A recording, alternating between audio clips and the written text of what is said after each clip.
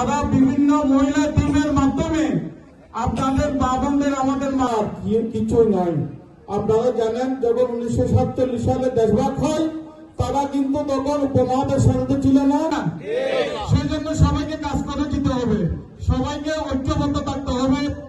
আগামী যে নির্বাচন আপনারা জানেন দেশ নায়ক তারেক রহমান প্রত্যেকবার বলেছেন আগামী যে নির্বাচন কৃষকদের পতাকা উড়া ফোটন বলে ফেলছি।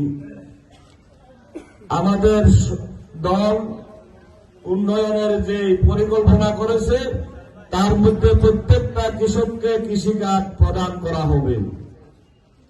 কৃষিকাজ সভার সম্মানিত সভাপতি, উপস্থিত আজকের সভার প্রধান অতিথি, বাংলাদেশ জাতীয়তাবাদী দল ইমাম মুয়াজ্জিন সাহেবগণকে মাসিক সম্মানী ভাতা প্রদান করবে। আলহামদুলিল্লাহ।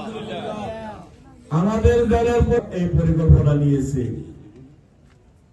আমাদের দল পরিকল্পনা নিয়েছে ফ্যামিলি কার্ড করে দেওয়ার।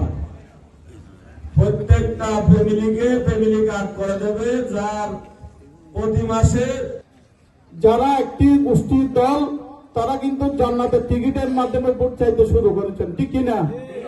তাদেরকে প্রতিহিত করতে হবে না।